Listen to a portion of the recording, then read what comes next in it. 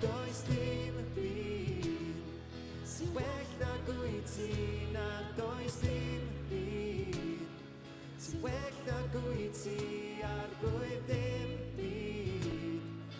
Dim byd sy'n well na gwyt ti.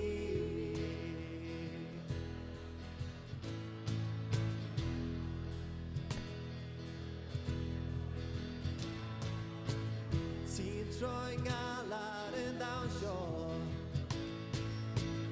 ti'n rhoi mawl yn gellidw, ti'n troi cwilydd yn obaith, dim ond ti sy'n gallu gwneud. Ti'n troi ngalar yn ddawnsio, ti'n rhoi mawl yn gellidw, ti'n troi cwilydd yn obaith, dim ond ti sy'n gallu gwneud. Ti'n troi beddau, ti'n troi beddau yn eri, ti'n troi esgyd yn fyddin, ti'n troi moroedd yn briffyr, dim ond ti sy'n gallu gwneud. Ti'n troi beddau yn eri, ti'n troi esgyd yn fyddin, ti'n troi moroedd yn briffyr, dim ond ti sy'n gallu gwneud. Dim ond ti sy'n gallu gwneud. A does dim byd sy'n well na gwyt ti, na does dim byd sy'n well na gwyt ti ar blwydd dim byd. Dim byd sy'n well na gwyt ti. A does dim byd sy'n well na gwyt ti, na does dim byd sy'n well na gwyt ti ar blwydd dim byd. Dim byd sy'n well na gwyt ti. Gadewch ni ddathlu heno. Ti'n troi beddau, ti'n troi beddau yn eri, ti'n troi esgyn yn fyddin, ti'n troi moroedd yn briffyr, dim ond ti sy'n gallu gwneud. Ti'n troi beddau yn eri,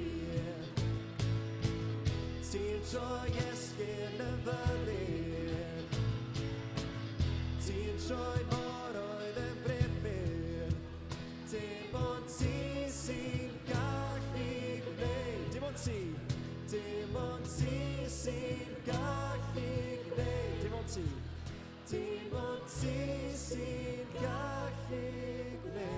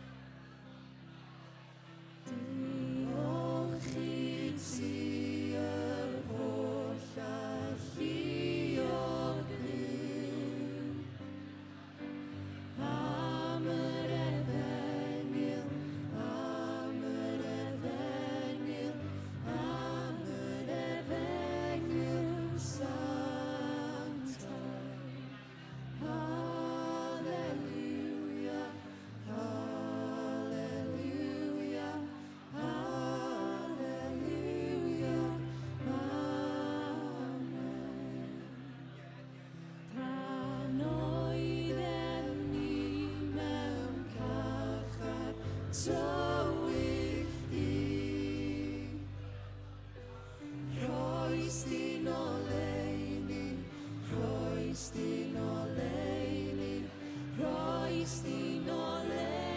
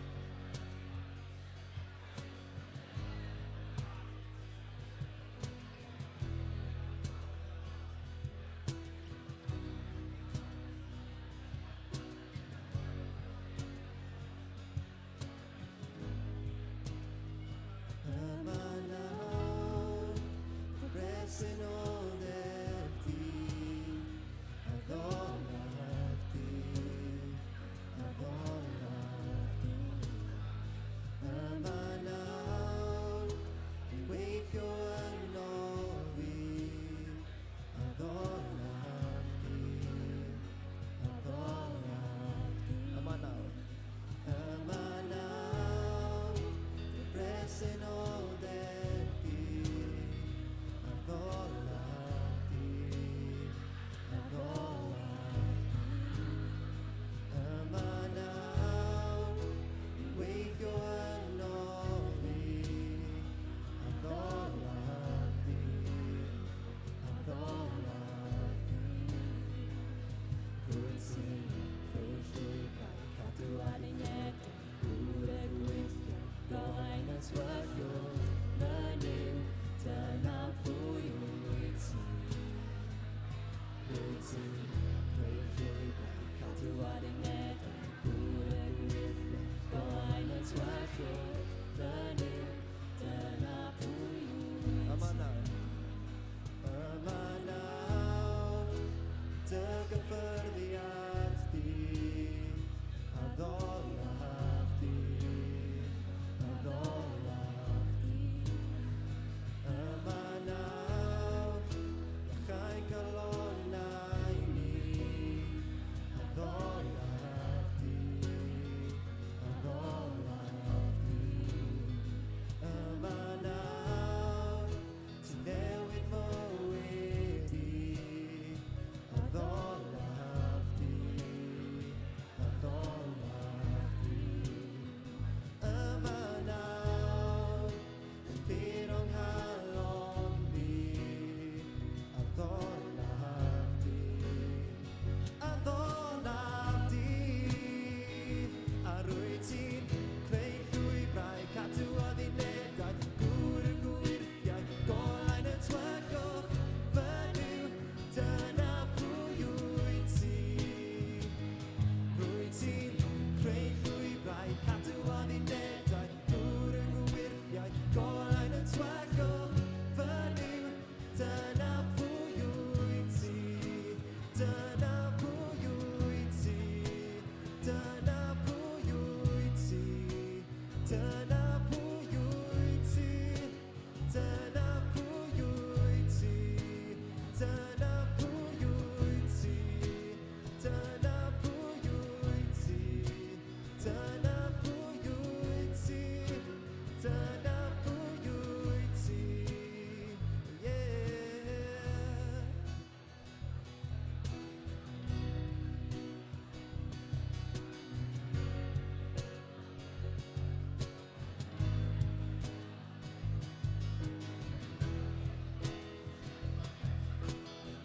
Diolch i ti, Oli.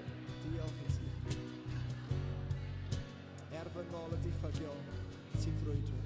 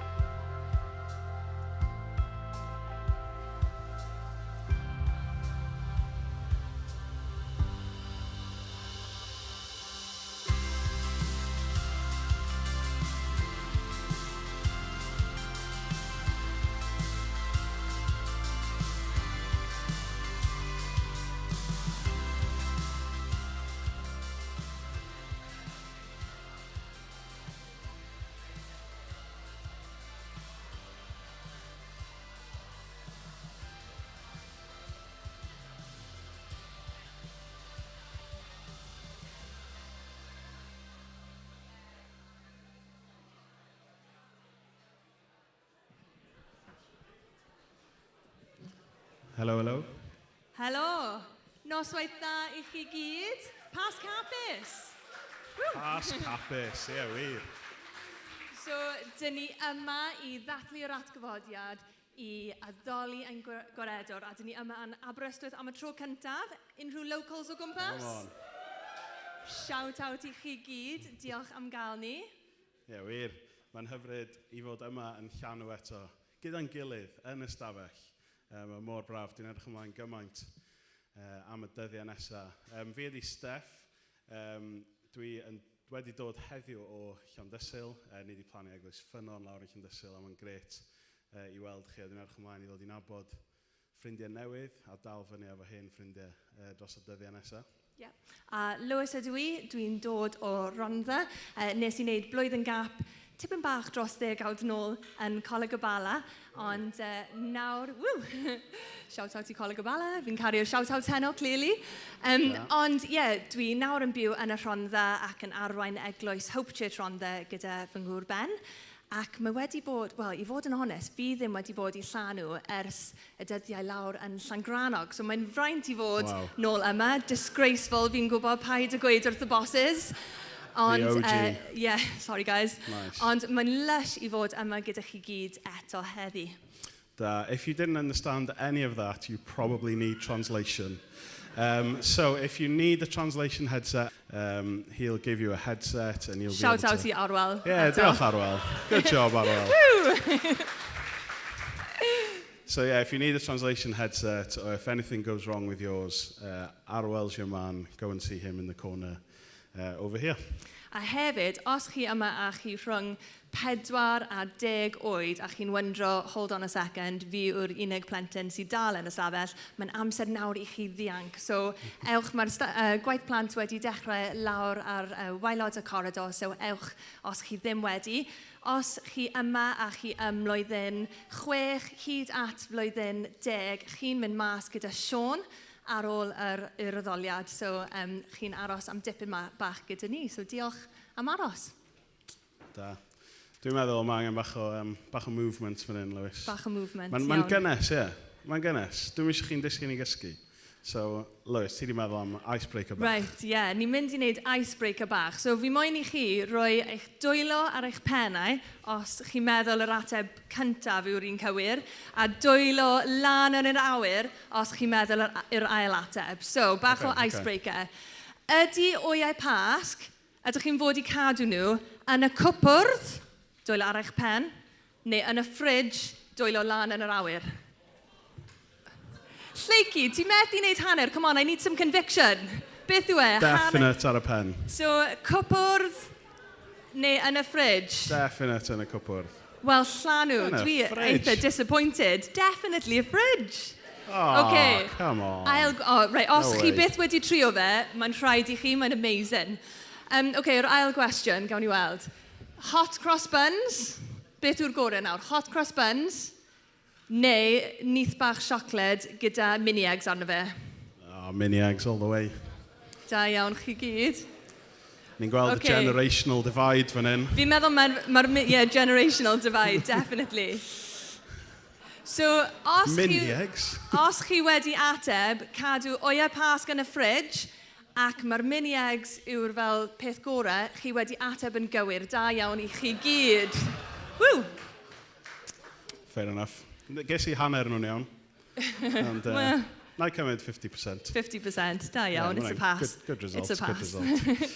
Ni'n mynd I gael croeso swyddogol ni I Aberystwyth mewn munud, ond dwi'n mynd I weddio yn gyntaf cyn gwahodd Meirion a Eirlis. Diolch Arglwydd am cael bod yma gyda'n gilydd heddiw. Diolch bod ti wedi gwneud o'n bosib I ni fod yma o bob rhan o Gymru, o wahanol eglwysi, o wahanol gefndiroedd, o wahanol deuluoedd, cael dod yma gyda'n gilydd heddiw I addoli yr Iesu sydd yn fyw. A ni'n diolch Arglwydd bod ti yma gyda ni, ti yma yn ein clymu ni'n un. A dwi'n gweddio bydde di yn annog ni ac yn cryfhau ni, yn herio ni ac yn cysuro ni wrth I ni ddod at ein gilydd dros y deuddyd nesaf. Y cyfan er clod I ti, Iesu.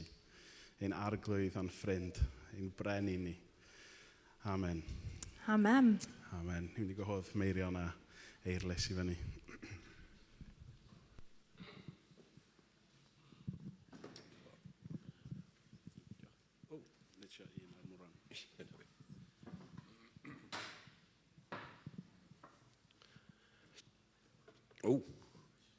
Noswaith am.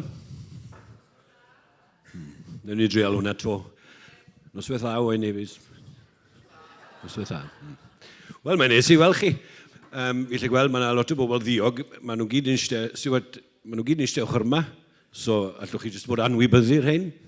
Cwpl o bobl sy'n ar ôl. Mae'n dda iawn I gael croesawu chi.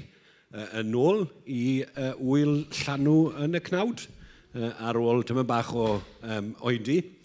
O'n i wedi bwriadu o ddemrys o blaid cael gwyl Llanw Covid o'r not, chymod. Achos oedd e'n bwriadu jyst cael ei yn i fan y ben ei hunan. Ond na fe, yr arglwydd yn gwybod sut oedd ei arno ni, ac dyn ni wedi edrych ymlaen, mai dim ond am ddeuddydd i ni efo'n gilydd tro yma, i ni wedi edrych ymlaen i heddiw. Ac fi'n gwybod bod yna lot o bobl wedi bod yn gweddio, ac lot o bobl wedi bod yn disgwyl y bydd yr arglwydd yn ymweld â ni, ac yn ymweld â ni yng ngrym y Crist atgyfodedig yna. A bydd yr un ysbryd glan ar ei godi Iesu, yn bendithio ni gyda'n gilydd hyn yma. Un o bethau sydd wedi bod yn dda iawn yn byti Llanw ar hyd y blynyddoedd yw cwrdd â bobl. A fi'n gwybod mae bobl Llanw yn bobl fusneslyd ofnadw. A maen nhw'n jyst yn licio gwybod popeth am bawb. Ac fi bob amser wedi bod yn trial bob blwyddyn ffindio rhywun na fyddech chi ddim yn, wel, fydd rhai o'n chi'n gwybod, mae Gwenda Cai Serwyd yn gwybod, achos mae hi'n nabod pawb. Ond mi fydd lot o'n chi ddim yn nabod y person dyn ni'n mynd i gael chat gyda heno. A dyma hi'n mynd yn Eirlys Davies Tuchlan, gael sit down, Eirlys. Let's have a sit down by here. Ydy hwn ymlaen? Ymlaen.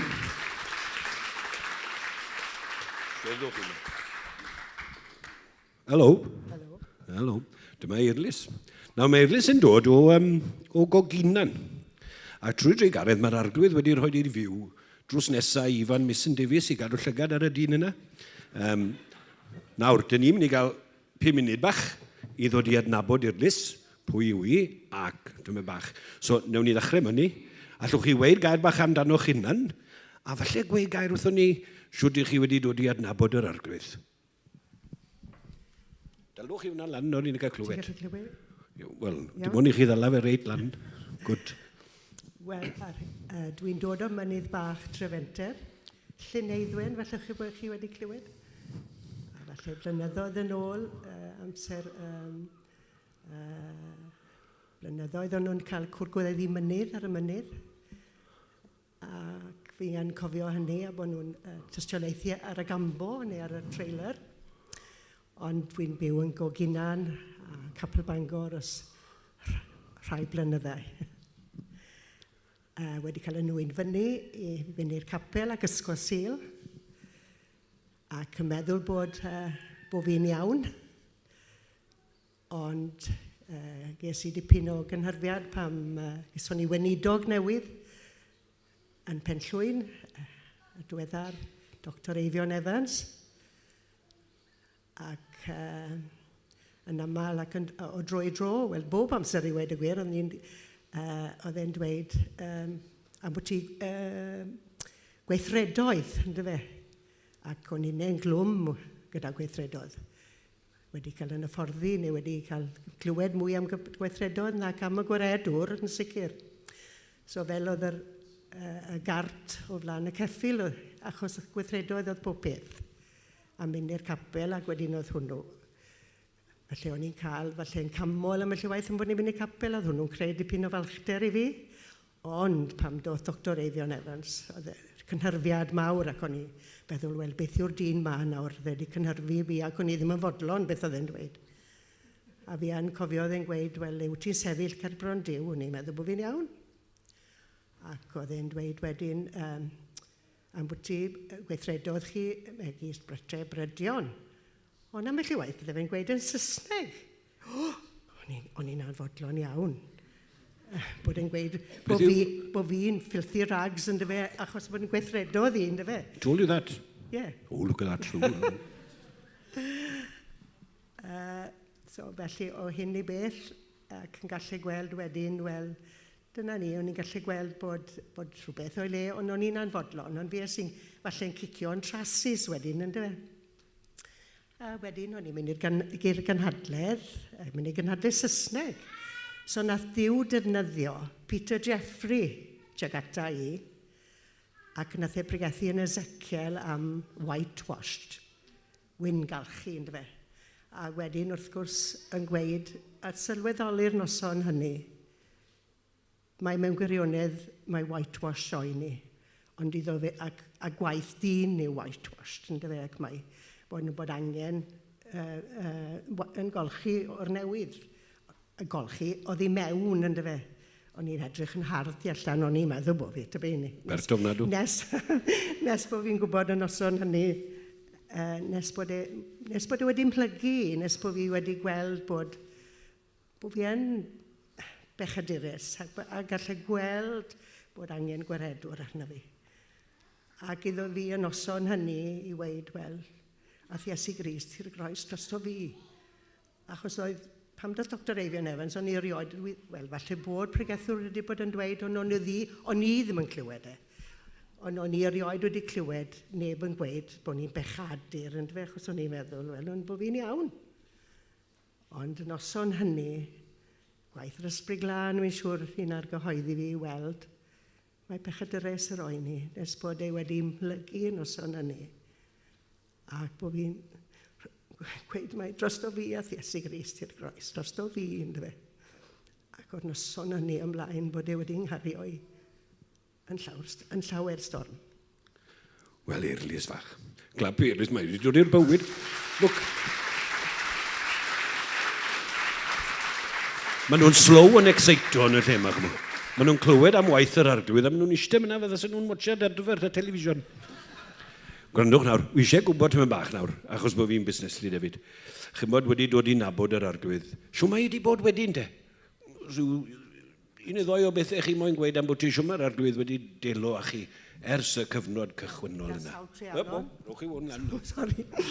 Wedi sawl trealon, ond yna ni, mae Iesu Grist wedi dweud, wel, yn y byd, gothrymder y cewn. Wedi cael sawl trealon, ond felly mae wedi nghario fi yn bob trealon. Yma dwi heno, jyst I ganmol e. Mae llyfr wedi siarad I fi nawr ddeddar, sori, dwi ddim wedi dod gyda fi, but amaze them with God. A beth dwi eisiau gweud y bobl, beth mae fe wedi wneud I fi, a wedi nghario I yn pob trealon. Falle llai ddweud bod fi wedi cael cancer ar y fron yr ail waith, a dachrau'r flwyddyn iddi fi gael hwnnw. Ac i'r arglwydd I ddweud fi, wel, fedra I ddim yn mynd ar cancer oddi wrtho ti, ond gallai fod gyda ti yno fe, a rodai ddigon o ras I ti yno fe. A bod hwnnw wedi rhoi gras I fi I fod yn fodlon. Di o ddim yno ni'n hynny, ond bod e'n rhoi gras yn ni'n beth bynnag dyn ni'n. A fi'n teimlo bod e'n... Fe Johnny'n gweud, well, count it a blessing, he's entrusted you in this situation. Ond wedyn, di o ddim yn gadael chi hynna, mae fe yn y llong gyda ni yn y storm yn diwe. Ac mae fe'n addo bod mae fi'n cyflawni'n holl anghenion ni. A hynna dwi eisiau dweud bod e'n wneud a mae fe'n mynd I wneud. Ac I bob yr un ohono ni.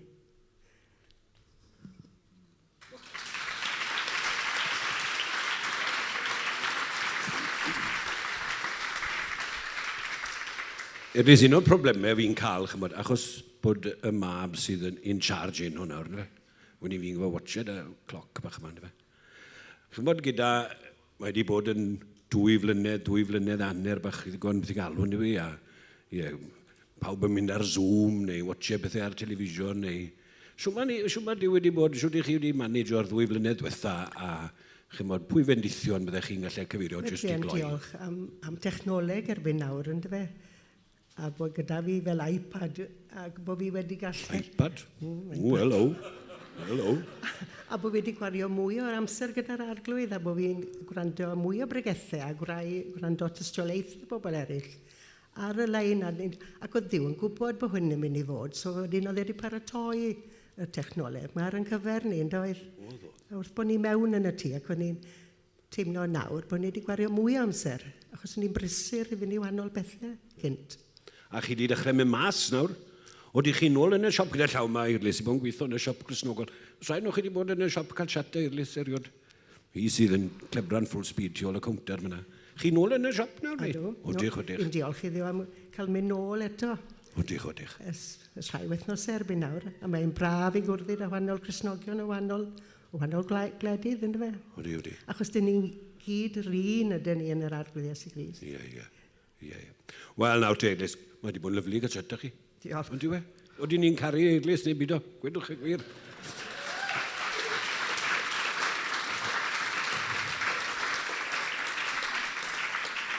Na i jyst gweddio, a wedyn na i hando nôl i fi.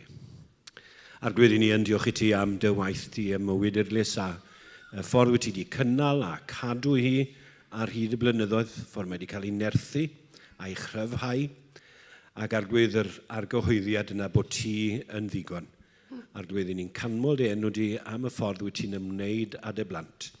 Ac i ni'n gweddio bydd tystiolaeth Eglwys a'r ffordd mae hi'n cadw mlaen gyda ti. Arglwydd fydd yn siwta nogaeth a her i ni wrth i ni gadw mlaen i ddilyn yr arglwydd sydd wedi ei gyfodi yn wir. Bendithia Eglwys, bendithia yr eglwysi yma yn Cylch Aberystwyth, ac i ni'n gweddio arglwydd bydd yna rhywbeth o eneiniad yr ysbryd glân ar ei thystiolaeth hi, fel ag ar dystiolaeth dy bobl di yn yr ardal yma. Mwyn dy enw. Amen. Amen. Diolch yn fawr.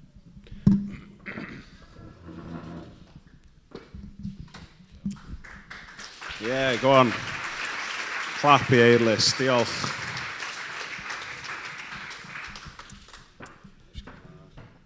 Mae'n amazing ydy clywed stori am sut mae Duw dal yn newid bywydau pobl ac yn trawsffurfio pobl. A mae just yn awesome i glywed am stori chi ac mae'n siŵr mae storiau eraill yn ystafell yma lle mae Duw wedi bod ar waith. A mae just yn epic i glywed. Diolch yn fawr iawn. Diolch. Diolch o galon. A heno mae gyda ni Sian, Rhys yn mynd i o'n arwain ni mewn mawl, mewn munud bach. A wedyn bydd Stuart Bell yn dod i agor y gair i ni. Ond cyn bod ni'n gwneud hynna, jyst cwpl o gyhoeddiadau. Pethau edrych allan amdano dros y dydd nesaf. Fab. So, bore fory, dyn ni'n cael dathliad i bob oed fan hyn gyda'n gilydd, gyda Martin a Meilir Geraint yn arwain ni. Come on. Woo! Mae pawb yn cario whoops heno, like woo! Bydden nhw'n arwain ni bore fory.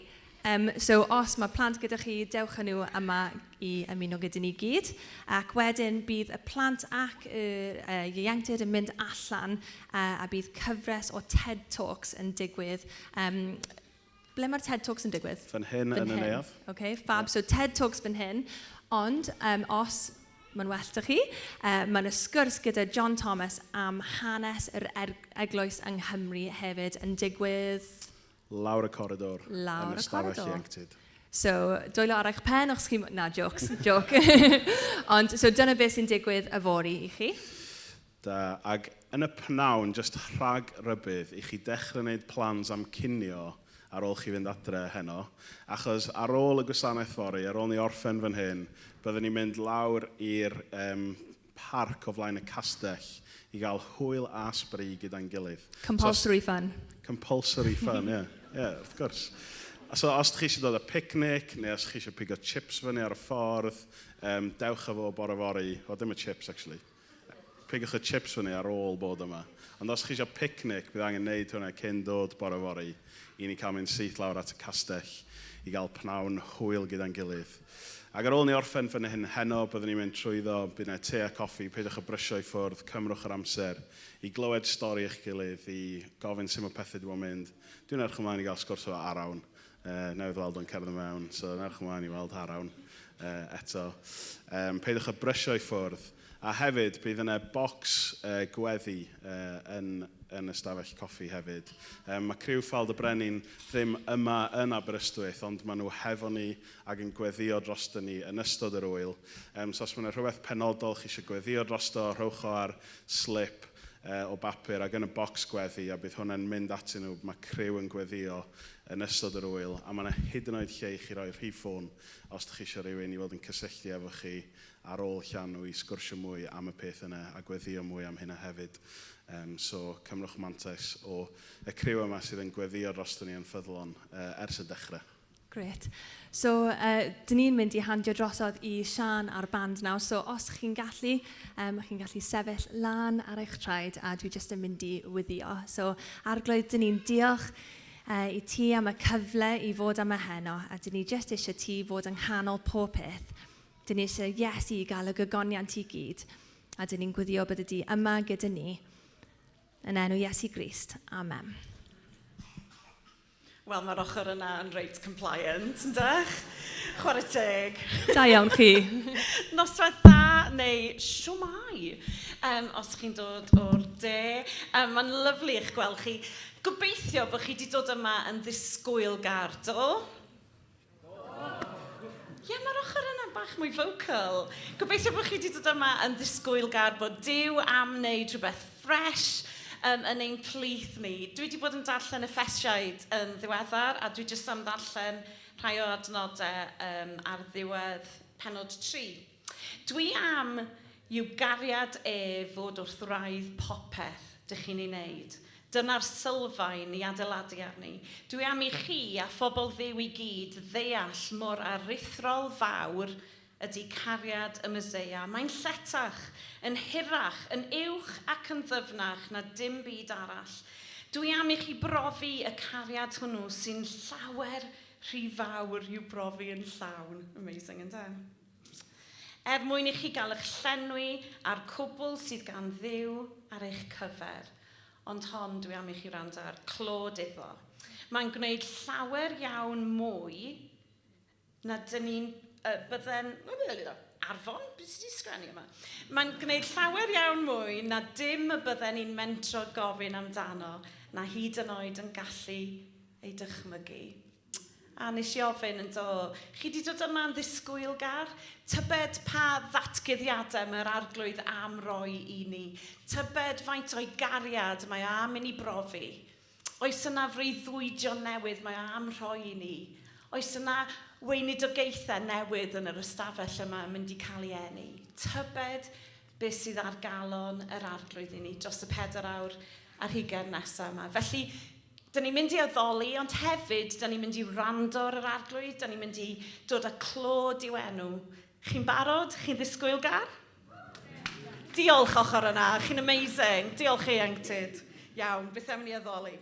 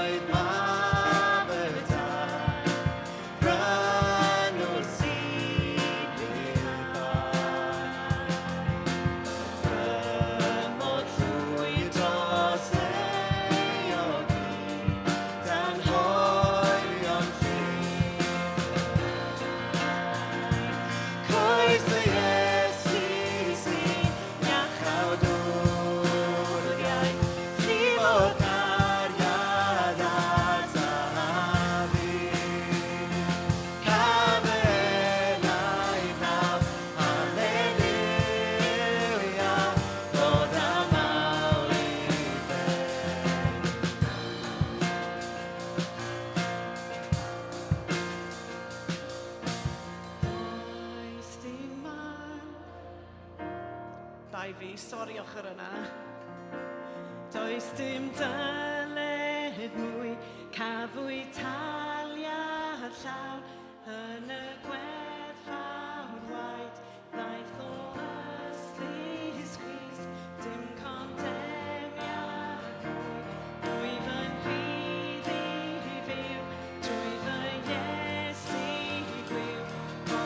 Does dim dyled mwy. Does dim dyled mwy, cafwyd taliad gam yn y gwerthfawr mai. Daeth o ystis tris, dim condemniad mwy. Rwyf yn rhydd i fyw, rwyf yn Iesu wyw, gongwyd bechod i.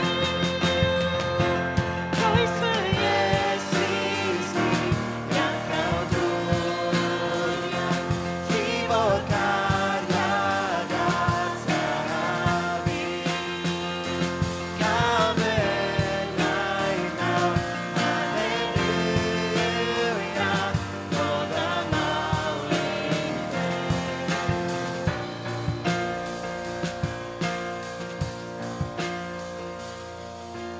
Does dim ein ar gygybydd o'r graig daeth graig yn Halleluia, bonwr hyn, o'r ffygwr ag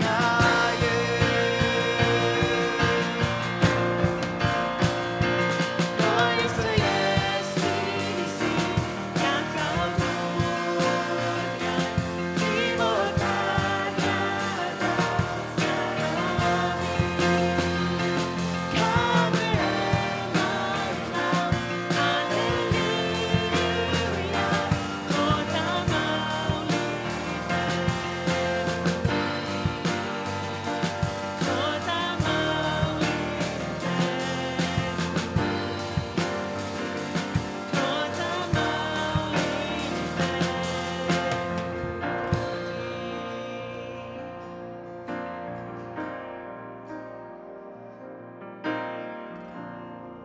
Addolwn.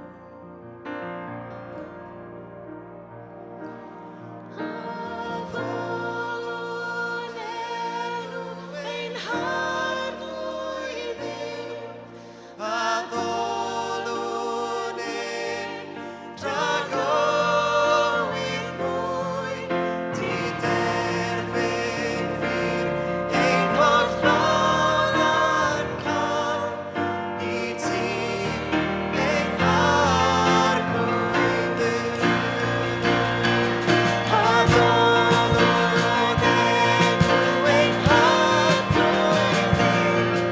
Addolwn ein dragowydd mwy, di-derfyn fydd ein holl rolan cael, i ti ein harnwy. Addolwn. Addolwn enw ein harnwy Dduw. Addolwn ein dragowydd mwy, di-derfyn fydd ein holl rolan cael, i ti ein harnwy Dduw. I ti ein harnwy Dduw. I ti ein harnwy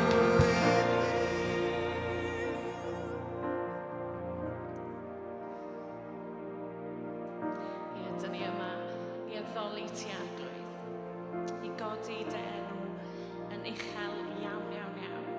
Ti sy'n heiddi'r clod, rwyt ti'n deilo o'r clod i gyd.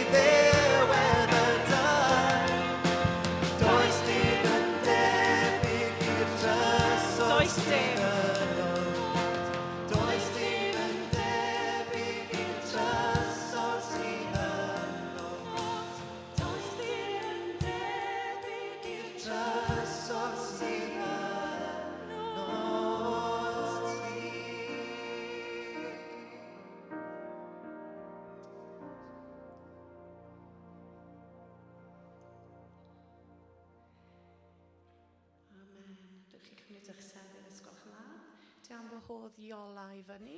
Mae Iola yn mynd i ddarllen allan o air Duw i ni.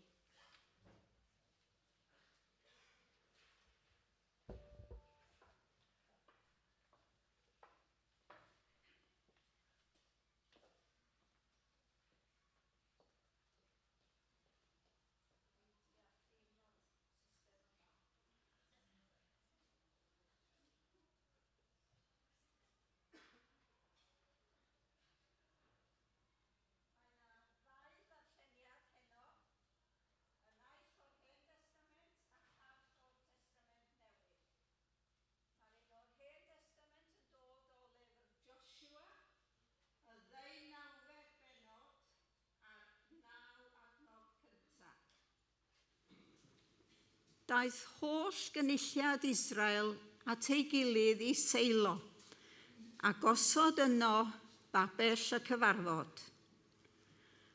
Yr oedd y wlad wedi ei darostwng o'i blaen, ond yr oedd ar ôl ymysg yr Israeliaid 7 llwyth heb ddosrannu ei hetifeddiaeth. Dywedodd Joshua wrth yr Israeliaid, am ba hyd yr ydych am esgeiluso mynd i feddiannu'r tir a roddodd arglwydd Dduw ein hynafiaid i chwi. Dewiswch 3 dyn o bob llwyth i mi ei hanfon allan i gerdded y wlad a gwneud rhestrau ar gyfer ei hetifeddu, ac yna dod yn ôl ata fi. Y maent i'w rhannu'n 7 rhan. Y mae Jwda i gadw ei derfyn yn y de, a thu Joseph ei derfyn yn y gogledd.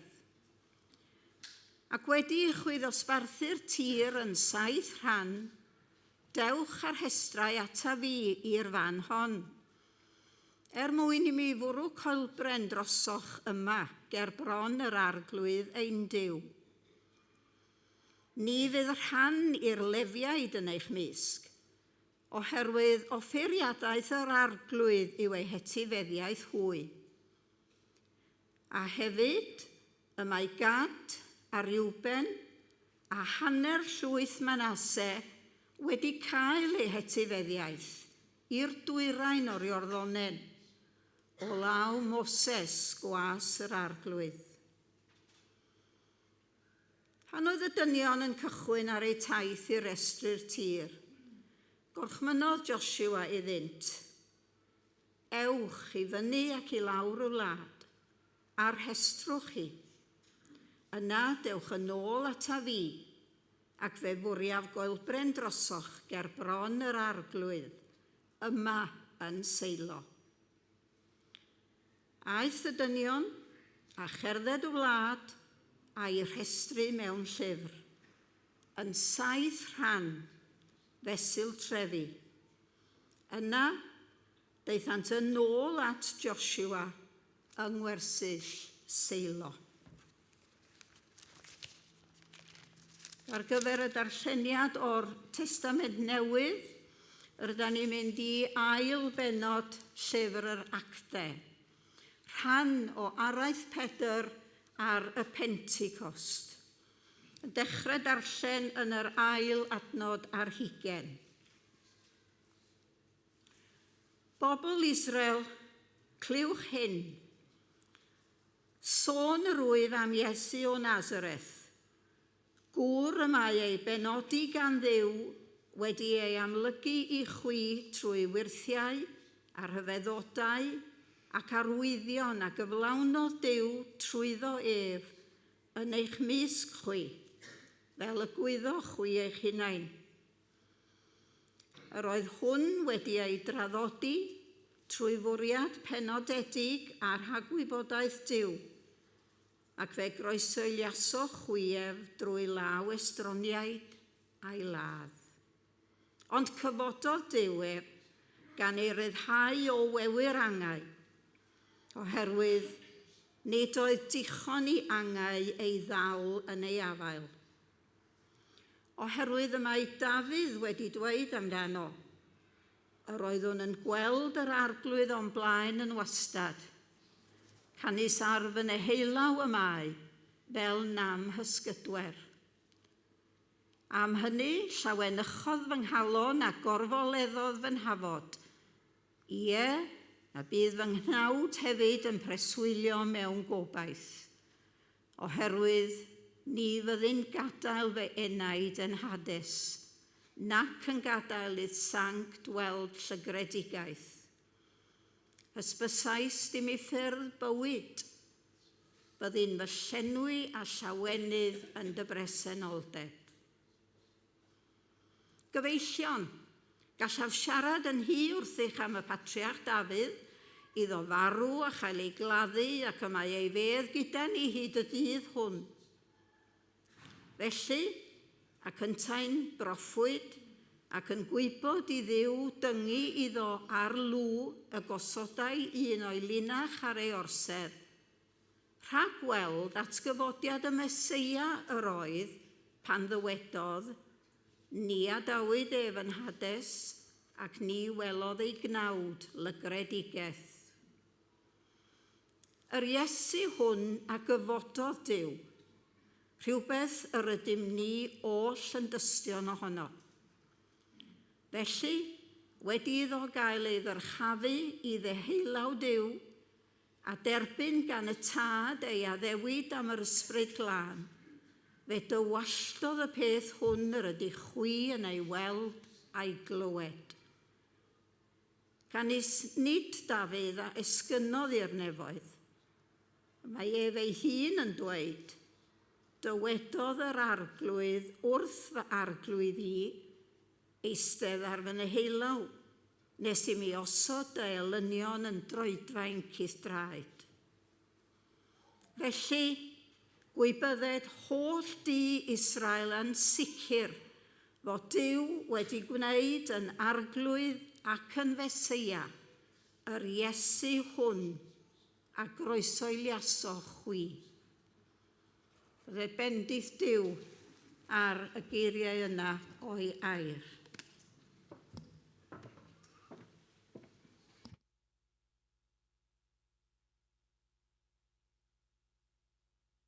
Wahodd Stewart I fyny a na I weddio wrth I ni ddod at y gair gyda'n gilydd.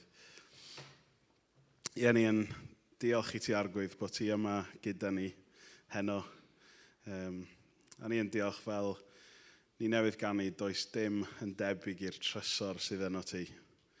Felly ni yn eiddgar heno arglwydd I glywed gen I ti rho clistiau I ni wrando, rho llygaid I ni weld a calonau agored I ni heno arglwydd I dderbyn dy air di. Ac I cael profi eto ag o'r newydd ac mewn ffordd ffres y trysor sydd yn yr arglwydd Iesu. Amen.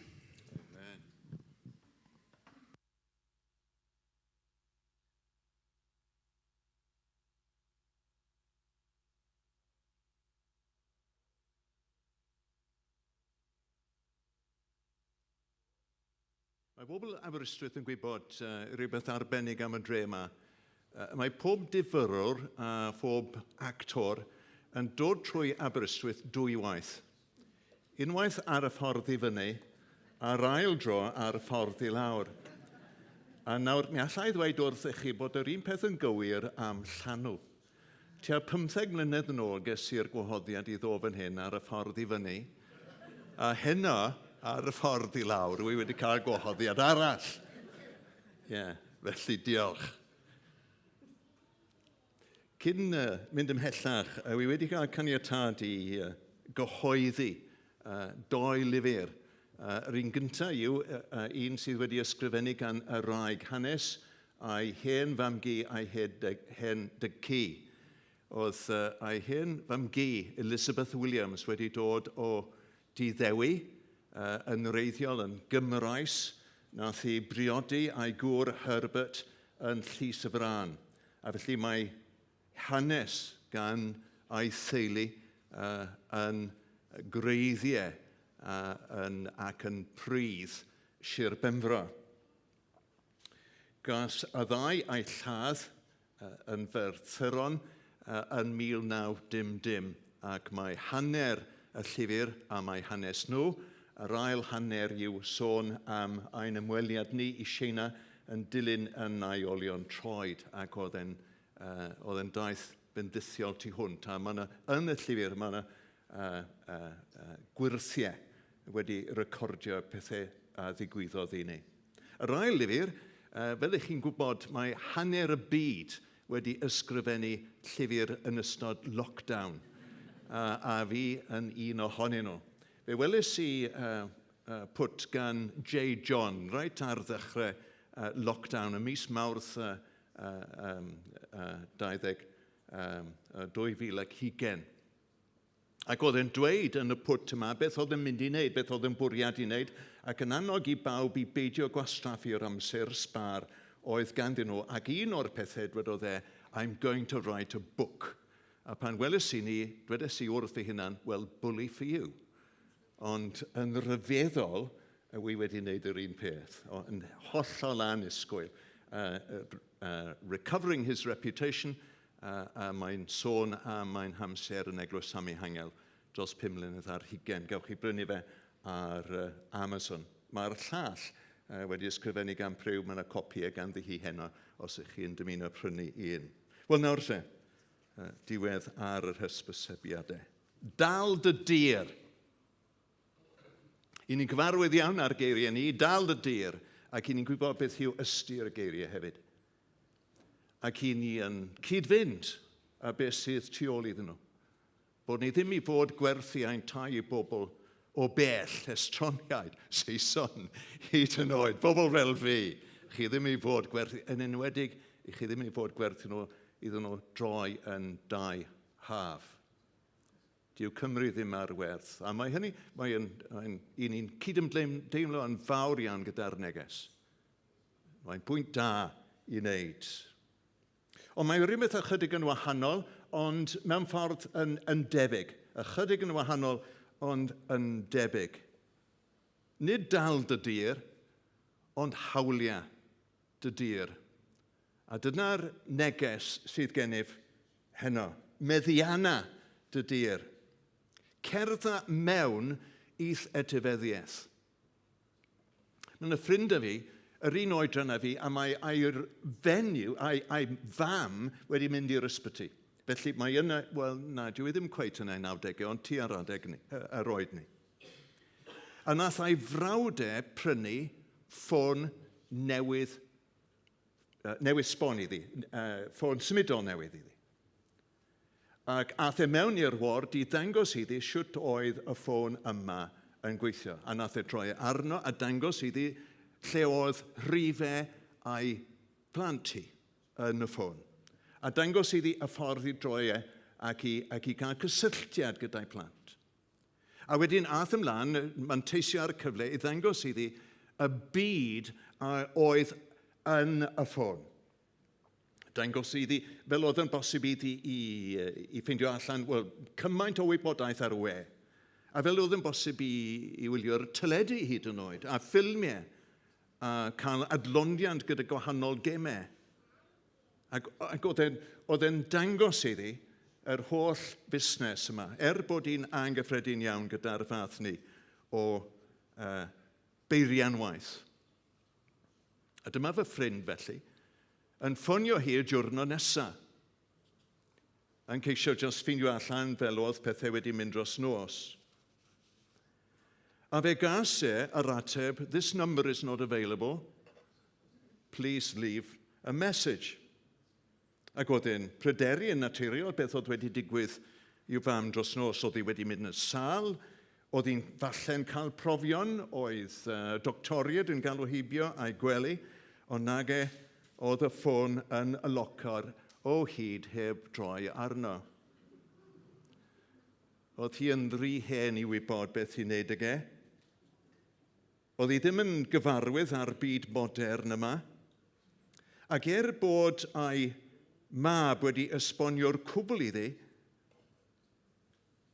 oedd hi wedi wneud yn iawn heb y fath ffôn yn y gorffennol, heb y fath peirianwaith, ac oedd hi'n teimlo nad oedd eisiau fe. Felly oedd y mab yn ceisio cysylltu Ac oedd y byd yma ganddi hi mewn peiriant bach wedi cloi yn y locer. Ac oedd hi ddim wedi darganfod dim o'r byd oedd ganddi hi yn available iddi. Gawson ni darllenu'r allan o lyfr Joshua yn bwrpasol heno, oedd Iola yn gofyn, a o'n i wedi dewis yn iawn pan dwedais i bod eisiau cael darlleniad o lyfr Joshua. Ond oedd plant Israel wedi agosau at y wlad addywedig. Y wlad sydd yn llifo llaeth a mel. Ond oedd rai ohonyn nhw mor gyfarwydd ar anialwch ac wedi magu yna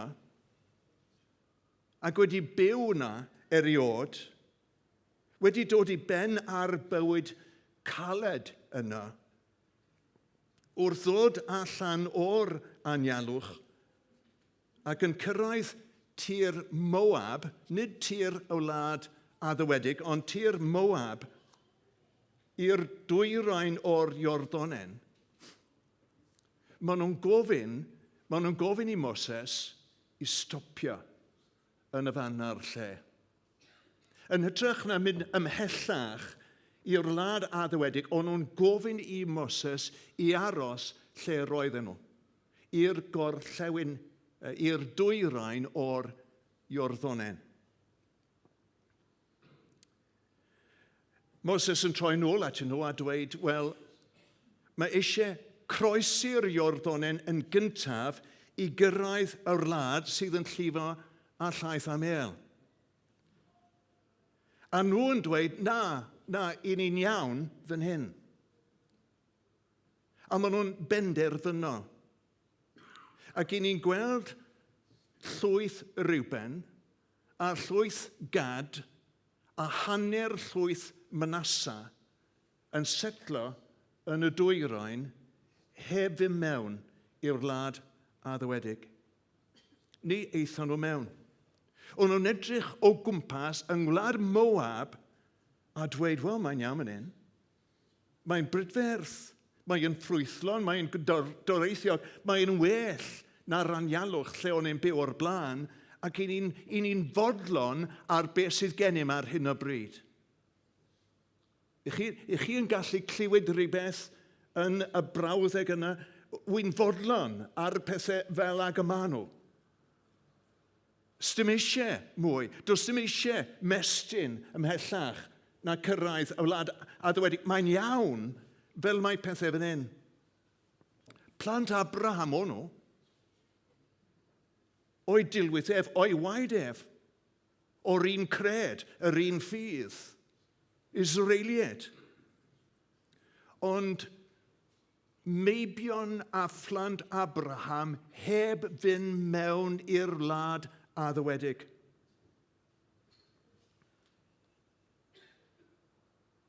Reuben, Gad, Manase, hawliwch eich tir. Pidwch a stopio. Pidwch a bod yn fodlon lle ydych chi. Mae mwy. Llawer mwy. Mond i chi mestyn ymhellach.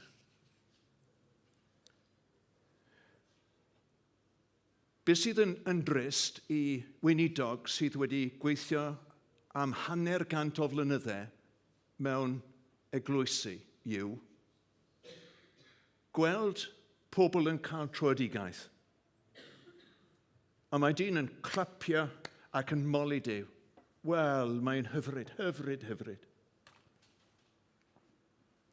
Ac chi'n gweld y cydwybod wedi dod yn fyw. Mae'n effro. A chi'n gweld bod rhywbeth wedi digwydd yn yr enaid. Ac i chi yn llawen i weld beth sydd wedi digwydd i'r person yma. Mae'r enaid hefyd just wedi blodeuo, wedi agor gerbron Duw. A mae'n hyfryd. Ac mae'r ewyllus hefyd, eich chi'n gweld rhyw cryfder newydd wedi dod mewn i ewyllus y person yma. O, mae'n hyfryd. Ac chi'n gweld y meddwl yn fodlon derbyn a derbyn, maen nhw'n llyncu mewn gwirioneddau newydd. A beth oedd y Puritans yn dweud am y fath bobl sydd yn cael y fath troedigaeth yw, it is possible to lead them by a hair. Mond cael just blewyn. A maen nhw'n gallu teimlo ar y blewyn, a chi'n cydio yn y blewyn, a chi'n gallu eu tywys nhw. Maen nhw mor sensitif â hynny i waith yr ysbryd. O, mae'n hyfryd. A wi wedi gweld bobl, ac wedi gweld hynny yn digwydd yn eu bywydau. A dros amser, byddwch chi'n gweld, ar y degau yn anffodus yw hyn. Maen nhw'n clywed am weddio, a bod e'n beth da i weddio gyda phobl eraill, ac i weddio mas, dweud y geiriau, a bod bobl yn gallu clywed a'u gweddiau, a maen nhw'n mentra. A maen nhw'n mynd i'r cwrdd gweddi, a maen nhw'n trio, a drian â nhw, y tro cyntaf maen nhw'n baglu. A diw'r geiriau ddim yn dod allan yn rhydd a so nhw'n gallu ffeindio y geiriau iawn, a maen nhw'n baglu, a maen nhw jyst yn tynnu'r troed yn ôl, a maen nhw'n dweud wrth eu hunan, a fi byth ymhellach na'r ffin yna. A wedyn maen nhw'n clywed mewn bregaeth bod rhaid i chi efengylu, a bod rhaid i chi rannu eich stori am yr arglwydd a'i waith efo yn eich bywyd.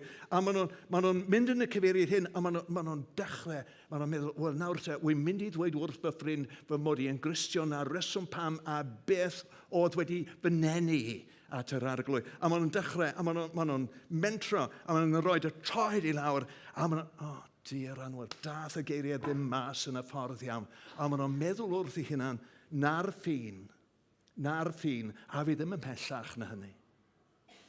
A maen nhw'n cynnig lletygarwch, maen nhw'n gwybod bod lletygarwch yn rhywbeth pwysig i Gristnogion, bod rhaid i chi wahodd bobl i'ch ti, a rhoi rhyw arwyddion a garedigrwydd iddyn nhw. A maen nhw'n mentro, maen nhw'n mynd dros y ffin, a bobl yn dod, a maen nhw'n teimlo mor swel, a diw'r tafod ddim yn gweithio, a noson wedi mynd yn lletwydd dros ben, a maen nhw'n dweud wrth eu hunan, a fi ddim yn hellach.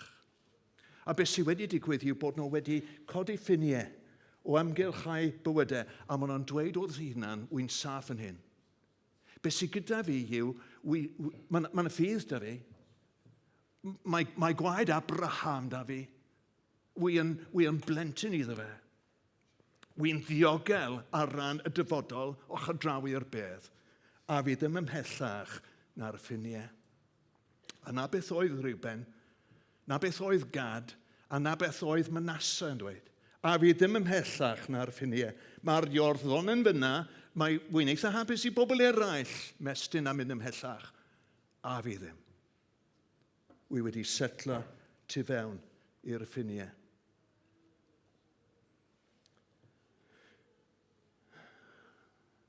A'i dewis nhw oedd i setlo yng ngwlad Moab.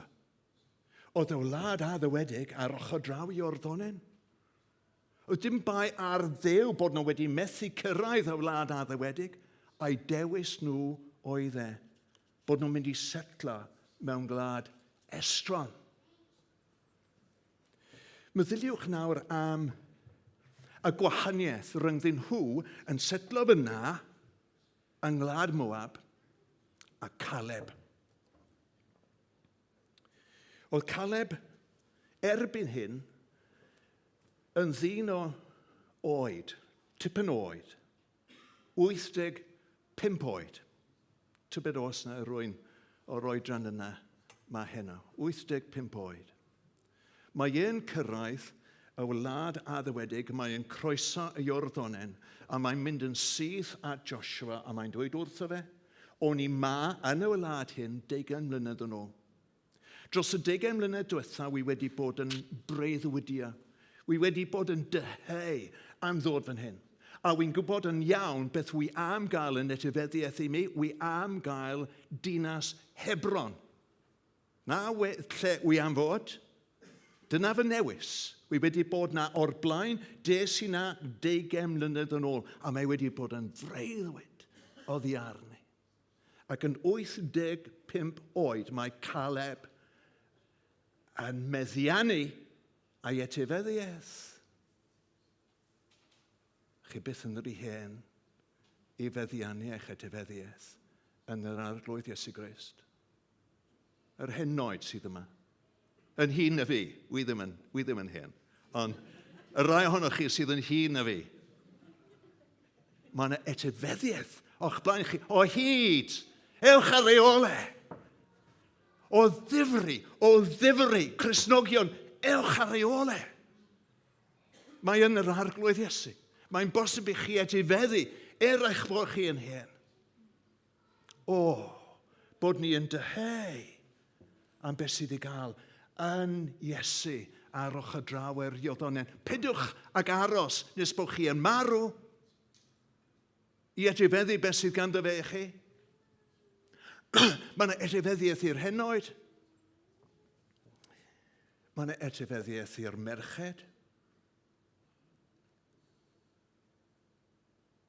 Chi wedi clywed pregaeth erioed ar ddyn Seloffehad? Wel, wi ddim wedi pregethu un, a digwyddiad bod chi wedi clywed un, Seloffehad. Ych chi'n gwybod rhywbeth amdano fe? O dim meibion da ge.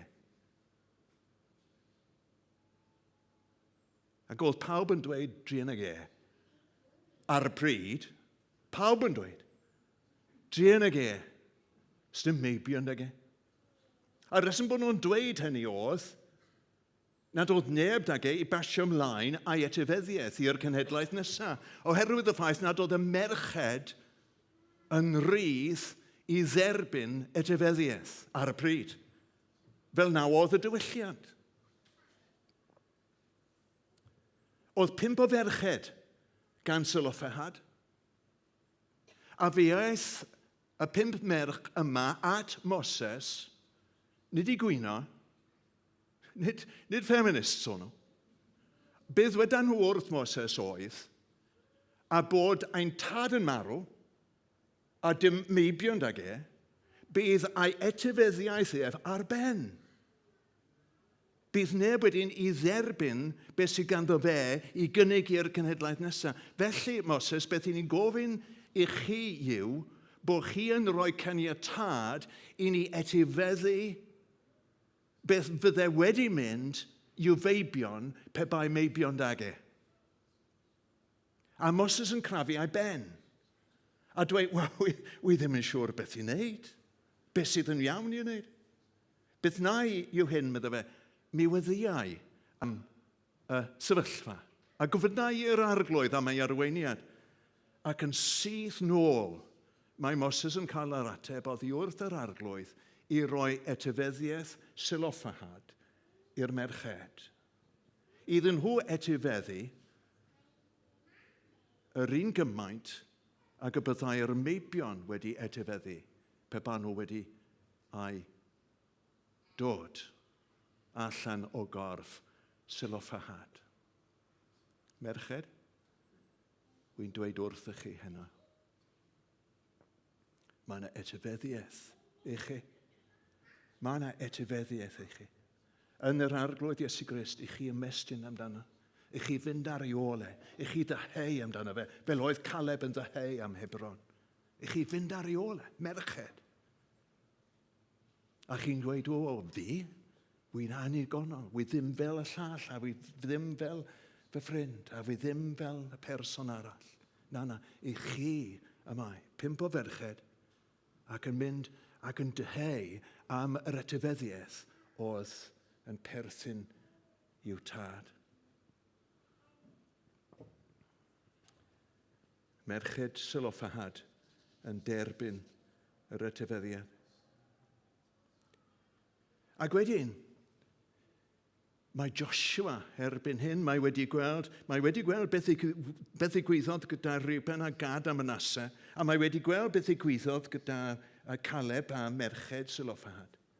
Ac oedd e'n gweld hefyd llwyth Joseph, ac oedd e'n gweld llwyth Juda yn mewn i'w etifeddiaeth. Ond wedi croesi'r Iordonen ac wedi meddiannu y tir. Ond beth sydd ar ôl yw 7 llwyth. Heb dderbyn dim byd. Maen nhw wedi croesi'r Iordonen, maen nhw'n byw yn y wlad addywedig, ond maen nhw'n byw fel teithwyr yn hytrach na thrigolion. Maen nhw'n byw fel tenantiaid yn hytrach na pherchnogion. So nhw wedi setlo yn un man. Maen nhw'n crwydro o un man i'r llall. A mae Joshua yn troi at nhw, a mae'n dweud fel hyn wrth nhw, am ba hyd yr ydych am esgyluso mynd i feddiannu'r tir a roddodd arglwydd Dduw eich tadau uchwe.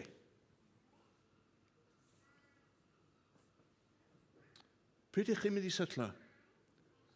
Pryd ydych chi yn mynd i dderbyn yr etifeddiaeth a mae Duw wedi rhoi i chi yn barod? Nid bod e'n mynd i roi, ond yr etifeddiaeth mae wedi rhoi i chi yn barod i chi fynd mewn iddo fe, i chi etifeddu a'i anregion. Y tir a roddodd yn y gorffennol, arglwydd Dduw eich tadau uchwe. Hawliwch y tir. Mae Duw wedi rhoi y tir i chi. Mae na o'ch blaen chi. A mae Joshua yn dweud wrth nhw y 7 llwyth yma i anfon allan sbiwyr ta i wneud arolwg o'r wlad. Maen nhw'n dod nôl. A mae Joshua yn dweud wrth y 7 llwyth sydd ar ôl heb fynd mewn i'w etifeddiaeth. Mae'n dweud fel hyn. Duw yn dweud trwy Moses, roddais i chwi, wlad nid oedd eich chi wedi llafurio ynddi, a chawsoch drefu i fyw ynddynt heb i chwi a'i hadeiladu. A chawsoch gynhaliaeth o wynllanoedd ac o lewydd na fi i chwi a'i plannu. Hynny yw, wi wedi wneud y cwbl oll drosoch chi. Yr unig gwaith sydd ar ôl i chi yw bod chi yn meddiannu yr eiddo y roi fi yn rhoi i chi. Canlyniad yr arolwg ar y tir, ar Canan. Beth oedd yr arolwg? Mae digon o le i bawb. Tir sydd yn llifo a llaeth a mel. Hawliwch y tir. Dyn ni'n byw heddiw y diwrnod ar ôl dathlu yr atgyfodiad. Beth sydd gan llyfr Joshua i ddweud wrthym ni, Cristnogion, heddiw? Wel, pob peth. Pob peth. Beth yw yr etifeddiaeth sydd yn ein dwylo ni heddiw ein bod ni yn ei feddiannuedd? Beth yw e? Yr etifeddiaeth ysbrydol o gael yr Iesu byw ynom ni a gweithio trwom ni bob munud o bob dydd. A mae hynny felly, os i ni'n mynd i ymestyn am y fath eiddo, beth sydd eisiau wedyn, beth sydd yn mynd llaw yn llaw gydag yw disgwyl-garwch. A fe glwson ni y gair na reit ar y dechrau, disgwyl-garwch. I chi'n darllen actau yr apostolion, ac un o'r pethau sydd yn bwrw dyn yn glo iawn yw bod yr apostolion yn sôn cymaint am yr atgyfodiad. Mae yn dechrau gyda'r Iesu wedi dod o'r bedd, wedi atgyfodi yn ymddangos i'r disgyblion. Maen nhw'n pwyntio yn syth ar ôl yr ysgyniad, maen nhw'n pwyntio apostol arall i fod yn un o'r 12 i wneud beth, i dystio at yr atgyfodiad. A wedyn ar ddydd y Pentecost, mae Pedr yn codi fyny ac mae'n dechrau pregethu ar strydoedd Jerusalem. A mae'n sôn am beth? Wel, mae'n sôn am y groesbren, ond os ych chi yn darllen y benod, ych chi'n gweld bod e'n pwysleisio mwy yr atgyfodiad yna ac y mae yn pwysleisio'r groesbren. Mae'n sôn mwy am hynny. A bod chi'n mesur yr adnodau. Mae'n pwysleisio yr atgyfodiad. I ni, chi a finne pobl Efengylaidd, i ni'n dda iawn wrth bregethu'r groes. O, arbennig o dda. I ni'n gwybod am ein hael hanylyngdod. Dyw'r gair ddim yn dod allan. Cristo'n haberth. I ni'n gwybod am hynny. Ond y peryg yw bod well da ni dydd Gwener y Groglith na Sul y Pasg. Dyna'r broblem ni. Un o'n problemau ni. Nid yn unig nad ydym ni yn pregethu'r Pasg yn ddigon, ond i ni ddim yn byw y Pasg yn ddigon. Mae yn rhywbeth dros i Iorddo'n yn bod eisiau ni feddiannu. Nid rhywbeth i'r dyfodol yw'r atgyfodiad ar ôl y beth, ond rhywbeth i gael glynu ynddo fe heddiw. Roedd y Cristnogion fore yn byw yr atgyfodiad trwy'r amser. A dyna beth sydd ar goll yn ein eglwysi heddiw. Un o'r problemau mwyaf y Pasg yw ein bod ni yn dathlu yr oel unwaith y flwyddyn. A mae hynny yn broblem. I ni'n byw yn yr atgyfodiad am wythnos, ddoe, heddiw falle tan sy'n nesaf, awn ni nôl at y thema sy'n nesaf, ac wedyn bant hynny ar beth i eraill. Mynd nôl i'n hen ffyrdd dynol wedyn. Rwyf o blaen y Puritaniaid. Ers lawer dydd, 1647, o'n nhw'n ceisio wneud i ffwrdd ar Nadolig y Pasg ar y Sul Gwyn. Nid mwyn sbwylio, wel, oedd na peth o hynny fe, falle, sbwylio hwyl pobl. Ond mwyn cael yr eglwys i fyw y pethau hyn bob dydd yn ytrach nac unwaith y flwyddyn. A'r atgyfodiad heddiw, fori, diwrnod nesa. Symud o'r gwirionedd, y cred, i'r reality. A dyna beth sydd ar bob tudalen yn llyfr yr actau. Ac oedd ei disgwyl garwch yr apostolion yn uchel ym mhob amgylchiad. O'n nhw'n disgwyl gweld Crist ar waith. O'n nhw'n gwybod bod Iesu yn fyw. A gyda'r gwybodaeth a'r cred yna, o'n nhw'n disgwyl rhywbeth i ddigwydd. Iachau pobl, mae Iesu yn fyw. Ateb gwyddiau, mae Iesu yn fyw. Allwys yr ysbryd arnom, mae Iesu yn fyw. Agor cycharau, mae Iesu yn fyw. Arwain yr eglwys, mae Iesu yn fyw. Sefyll yn erbyn erledigaeth, mae Iesu yn fyw. Trawsnewid bywydau pobl, mae Iesu yn fyw. Ennill pobl i Grist, mae Iesu yn fyw. Bedyddio pobl yn ei cannoedd, mae Iesu yn fyw. Hawliwch eich etifeddiaeth, mae Iesu yn fyw. Meddiennwch y tir. Dyna neges yr apostolion. Disgwyl garwch. Hyder. Un o'r pethau ddwedodd Joshua wrth plant Israel ar ôl feddiannu yr wlad addwedig, dyma Joshua to, a dweud wrth y bobl, ni fethodd un o bethau da a ddawodd yr arglwydd i di Israel. Daeth y cwbl i ben. Dyna beth wedodd Joshua. Oedd Joshua yn edrych nôl dros y 20 mlynedd. Oedd wedi pasio yn yr anialwch.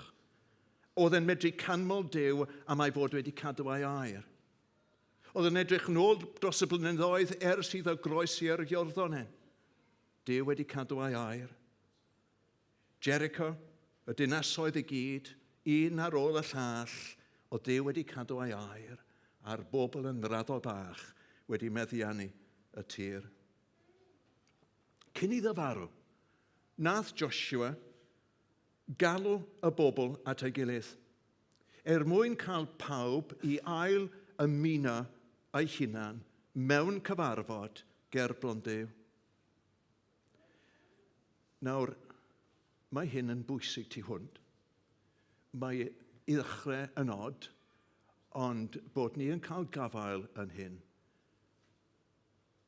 bydd y bom yn mynd off yn ein meddyliau. Oedd Joshua erbyn hyn yn casglu'r bobl yn seilo yng nghanol y wlad. Fyna oedd y tabernacl, pawb yn dod. Lle canolog, fyna o'n nhw'n offrymu ei aberthau ac yn addoli da'i gilydd fel cenedl, seilo. Mae Joshua yn galw y bobl cyn bod yn marw at ei gilydd yn Sychem. 10 milltir i'r gogledd. Bach yn od. Beth yw'r rheswm am hyn, Joshua? Does dim allor i gael yna? Does dim tir sanctaidd? Dyw'r tabernacl ddim yna? Dyw'r bobl ddim yn arfer mynd i Sychem i addoli? Beth yw'r rheswm am hyn? 10 milltir i'r gogledd. Mae'n anghyffredin, mae'n lletwydd. I ni ddim wedi wneud i eriod o'r blaen. Y rheswm pam?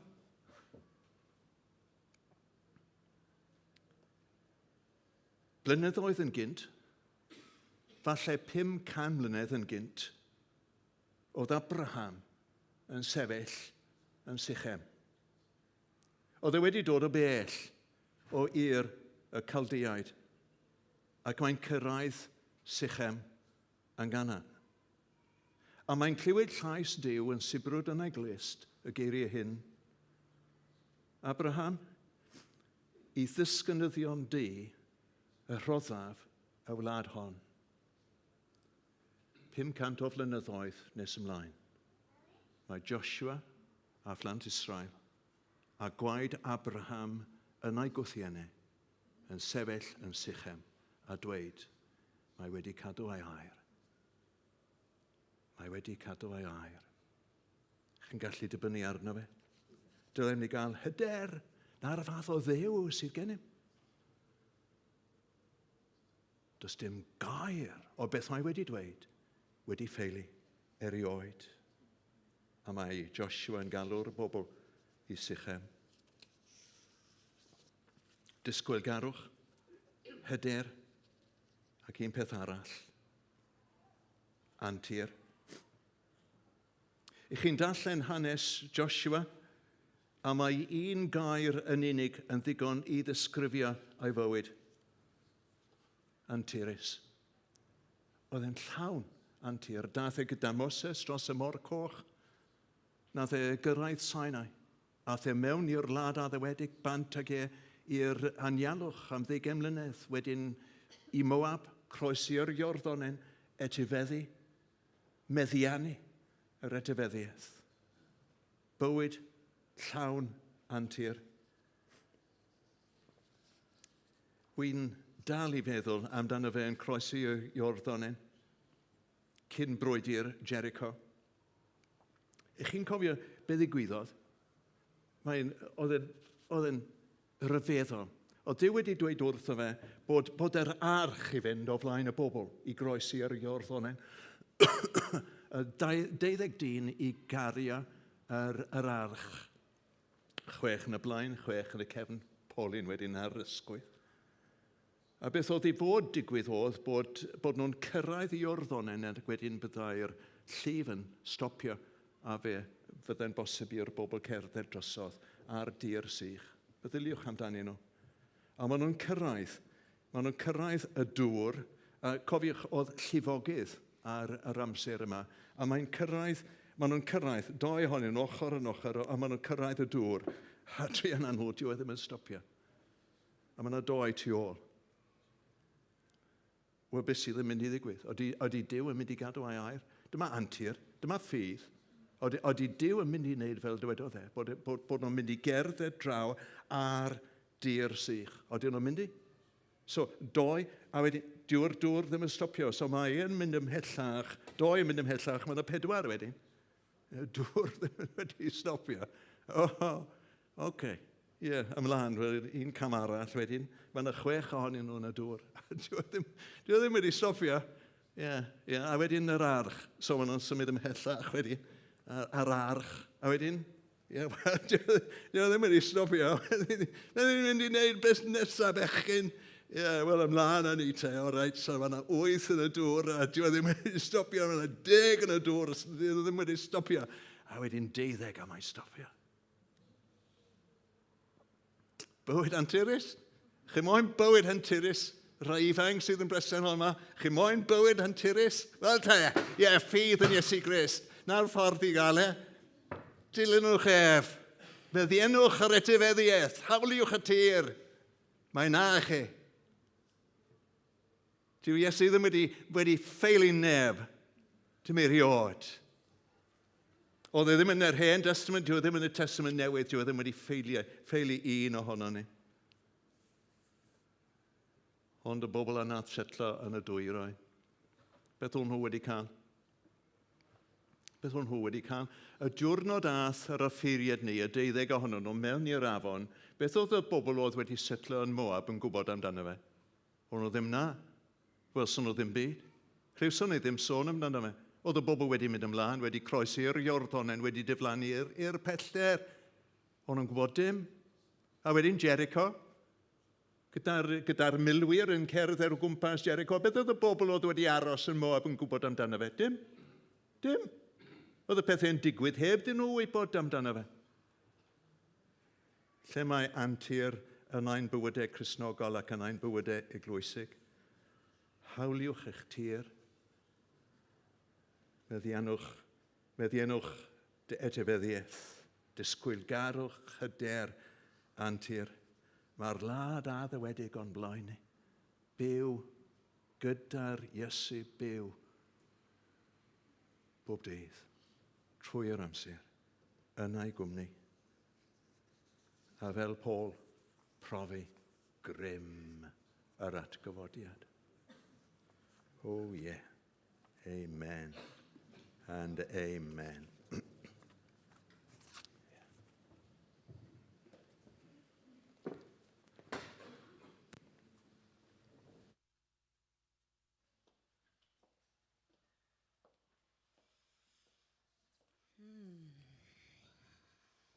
Diolch, Stuart, am y neges heriol yna.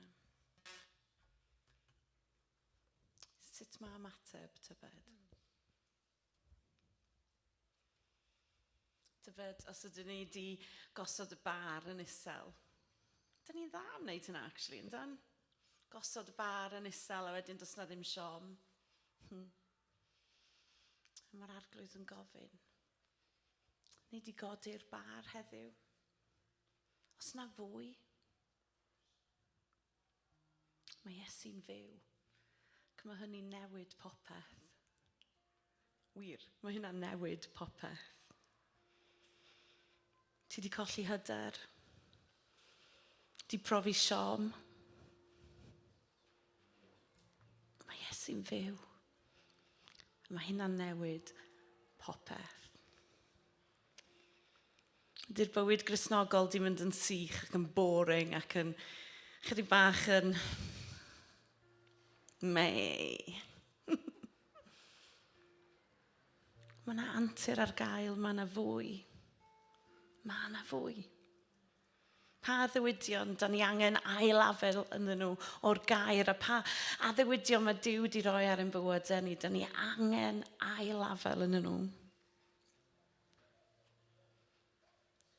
Da ni'n cael profi Iesu o'r newydd bob dydd.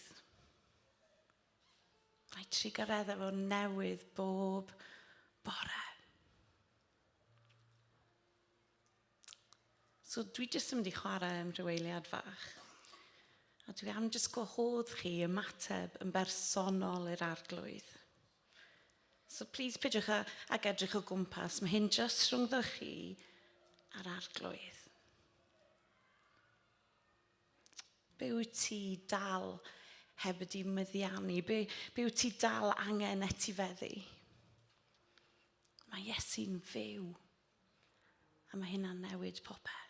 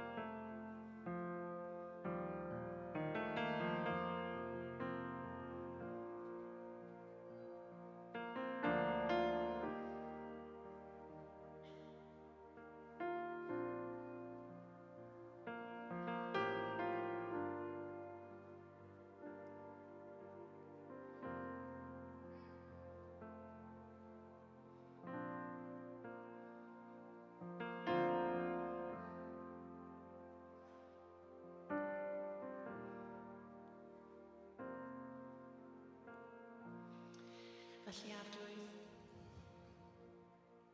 diolch dy fod ti yn llawn gras. Ti'n llawn cariad. Mae yna fwy i brofi.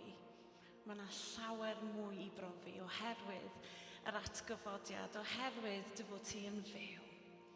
Ac arglwydd, dyn ni am gamu i fewn i'r antur yna ti di paratoi ar ein cyfer ni. Ti di paratoi pethau da, arglwydd. Anturiaethau ni cael mynd arnyn nhw gyda ti. Arglwydd, lle dyn ni wedi colli hyder. Nid i llenwi ni eto efo dy ysbryd glân. Arfoga ni, arglwydd, ar gyfer y daith sydd o'n blaenau i fewn i wlad yr addewid.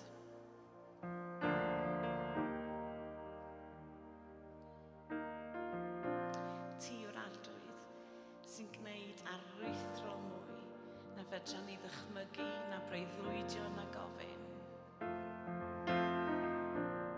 Beth am ni ganu i ymateb, na chi sefyll os gwelwch yn dda.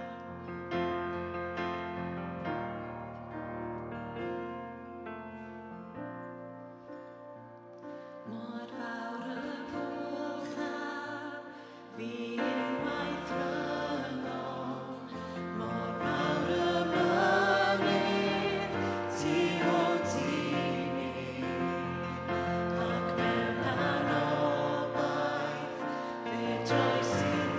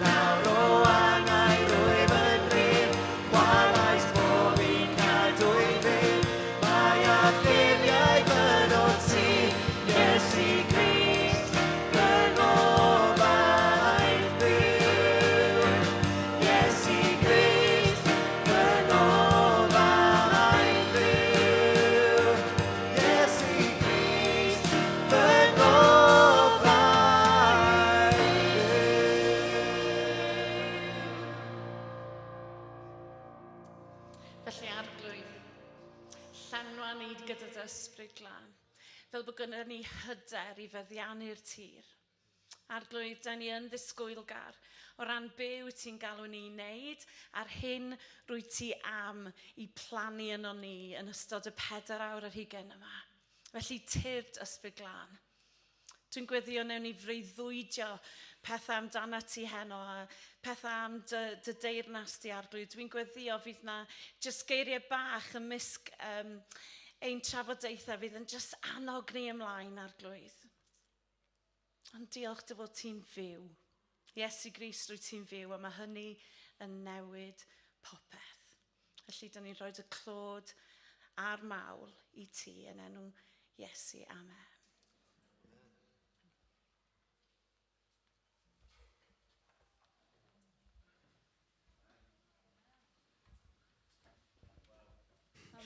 I chi?